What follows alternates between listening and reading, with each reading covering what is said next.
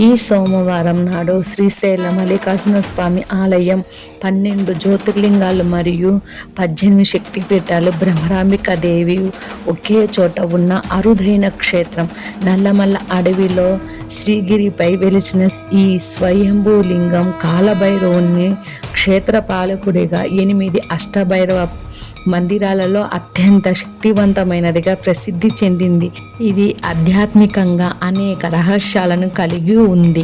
స్వయంభూ జ్యోతిర్లింగం మల్లికార్జున లింగం మానవ నిర్మితం కాదు, స్వయంభూగా వెలిసిన ఇది చిన్న లింగం అయినప్పటికీ దీనికి రుద్రాభిషేకం చేయడం ప్రపంచంలోని 1 కోటి లింగాలకు అభిషేకం చేయడంతో సమానమని నమ్ముతారు.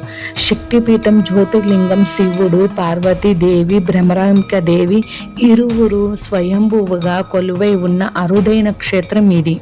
కైలాసానికి రహస్య మార్గం ఆలయం కింద నుండి కైలాస పర్వతానికి నేరుగా వెళ్లే రహస్య భూగర్భ మార్గం ఉందని పురాణ కథలు చెబుతున్నాయి.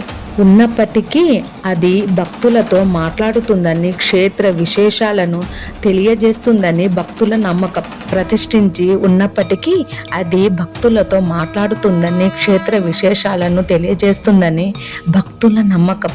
అఖండ జ్యోతి శతాబ్దాలుగా ఎడతెగకుండా వెలుగుతున్న అఖండ జ్యోతి ఇక్కడ మరో విశేషం. పాతాళగంగ రహస్యం. ఆలయ సమీపంలోని కృష్ణానది పాతాళగంగ కొన్ని సమయాలలో అదృశ్యమై మళ్ళీ ప్రత్యక్షమవుతుందని ప్రతీది. చెంచు మల్లన్న స్థానిక చెంచు గిరిజనుల ఆచారం ప్రకారం స్వామివారిని తమ అల్లుడిగా చెంచు మల్లన్న భావిస్తారు. అందుకే ఇక్కడ స్వామికి స్థానిక సంస్కృతితో కూడిన పూజలు జరుగుతాయి. అష్టభైరవ క్షేత్రం. ఆలయ ప్రకారం చుట్టూ 8 దిక్కులలో 8 మంది భైరవులుగా రక్షకులుగా ప్రతిష్ఠించబడి ఉన్నారు.